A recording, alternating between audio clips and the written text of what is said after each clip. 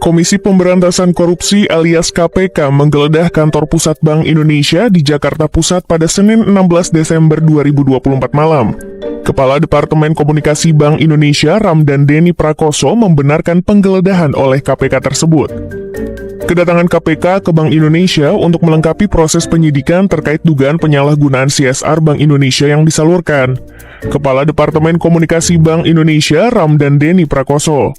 Ramdan mengatakan Bank Indonesia menghormati proses hukum yang dilaksanakan oleh KPK sebagaimana prosedur dan ketentuan yang berlaku. Lebih lanjut, Bank Indonesia pun mendukung upaya-upaya penyidikan serta bersikap kooperatif kepada KPK. Sebagai informasi, KPK tengah mengusut dugaan korupsi dana tanggung jawab sosial perusahaan atau Corporate Social Responsibility dari Bank Indonesia dan Otoritas Jasa Keuangan. Direktur Penyidikan KPK Asep Guntur Rahayu menjelaskan, dugaan korupsi itu terjadi tahun lalu.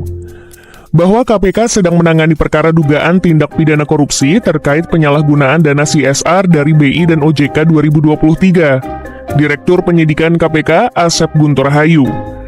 Asep menyebut kasus itu sudah dinaikkan statusnya dari tahap penyelidikan ke tingkat penyidikan. Adapun dalam penanganan perkara di lembaga anti rasuah, sudah ada pihak yang ditetapkan tersangka ketika suatu kasus sudah di tahap penyidikan. Asep menjelaskan bahwa dana CSR diberikan oleh suatu institusi atau dalam hal ini perusahaan untuk kegiatan sosial yang berdampak ke masyarakat. Apabila dana CSR disalurkan dengan benar, maka tidak ada yang perlu dipermasalahkan. Kendati demikian, jika CSR disalurkan bukan untuk peruntukannya, maka di situ letak dugaan korupsinya. Yang menjadi masalah adalah ketika dana CSR itu tidak digunakan sesuai dengan peruntukannya.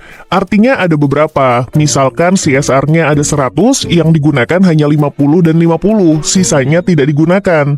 Direktur Penyidikan KPK Asep Guntur Rahayu.